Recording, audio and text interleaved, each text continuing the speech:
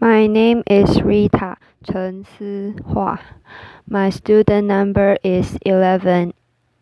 I'm a freshman, and the topic for today's speech is Why I Live in Mortal Dread of Public Speaking by Megan Washington. I didn't know when I agreed to do this whether I was expected to talk or to sing, but when I was told that the topic was language, I felt that I had to speak about something for a moment. I have a problem. It's not the worst thing in the world. I'm fine. I'm not on fire. I know that other people in the world have far worse things to deal with. But for me, language and music are inextricably linked through this one thing. And the thing is that I have a stutter. It might seem curious given that I spent a lot of my life on the stage. One would assume that I'm comfortable in the public sphere and comfortable here, speaking to you guys, but the truth is that I've spent my life up until this point, and including this point, living in mortal dread of public speaking, public singing, whole different thing. Laughter, but we'll get to that in a moment. I've never really talked about it before so explicitly. I think that's because I've always lived in hope that when I was grown up, I wouldn't have one. I sort of lived with this idea that when I'm grown, I have learned to speak French, and when I'm grown, I'll learn how to manage my money, and when I'm grown, I won't have a stutter, and then I'll be able to public speak and maybe be the prime minister and anything's possible, and laughter. So I can talk about it now because I've reached this point where I'm 28. I'm pretty sure that I'm grown now. Laughter. And I'm an adult woman who spends her life as a performer with a speech impediment. So I might as well come clean about it. There are some interesting angles to having a stutter. For me, the worst thing that can happen is meeting another stutterer. Laughter. This happened to me in Hamburg when this guy we met and he said, "Hello, my name is Joy." And I said, "Oh, hello, my name is Meg." Imagine my horror when I realized he thought I was making fun of him. Laughter. People think I'm drunk all the time. Laughter. People think that I've forgotten their name when I hesitate before saying it, and it's a very weird thing because proper nouns are the worst. If I'm going to use the word Wednesday in a sentence, I'm coming up to the word and I can feel that I'm going to stutter or something. I can change the word to tomorrow or the day after Tuesday or something else. It's clunky, but you can get away with this because over time I've developed this loophole method of using speech where right at the last minute you change the thing and you trick your brain. But with people's names, you can't change them. Laughter. When I was singing a lot of jazz, I worked a lot with a pianist whose name was Steve.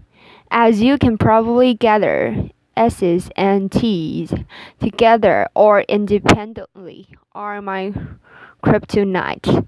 But I would have to introduce the band over this rolling vamp. And when I got around to Steve, I'd often find myself stuck on this and it was a bit awkward and uncomfortable and it totally kills the vibe. So after a few instances of this, Steve happily became Steve. And we got through in that way. Laughter. I've had a lot of therapy, and a common form of treatment is to use this technique that's called smooth speech, which is where You almost sing everything that you say. You kind of join everything together in this very sing-song, kindergarten teacher way, and it makes you sound very serene, like you've had lots of volume and everything is calm. Laughter. That's not actually me, and I do use that. I do. I use it when I have to be on panel shows or when I have to do radio interviews when the economy of airtime is paramount. Laughter. I get through it that way for my job, but as an artist who feels that their work is based solely on a platform of honesty and being real, that feels often like cheating. Which is why, before I sing, I wanted to tell you what singing means to me. It's more like than making nice sounds, and it's more than making nice songs. It's more than feeling known or understood. It's more than making you feel the things that I feel. It's not about mythology or mythologizing myself to you. Somehow, through some miraculous synaptic function of the human brain. It's impossible to stutter when you sing, and when I was younger, that was a method of treatment that worked very well for me, singing. So I did it a lot, and that's why I'm here today. Applause. Thank you. Singing for me is a sweet relief. It is the only time when I feel fluent. It is the only time when what comes out of my mouth is comprehensively exactly what I intended. Laughter. So I know that this is a TED Talk, but now I'm going to TED Sing. This is a song that I wrote last year. Thank you very much. Thank you. Applause. Piano. I would be a beauty, but my nose is slightly too big for my face. And I would be a dreamer, but my dream is slightly too big for this space. And I would be an angel, but my halo it pales in the glow of your grace. And I would be a joker, but the card looks silly when you play. Your ace, I'd like to know. Are there stairs in hell? And I'd like to know if you can tell, that you make me lose everything I know, that I cannot choose to or not let go. And I'd stay forever, but my home is slightly too far from this place.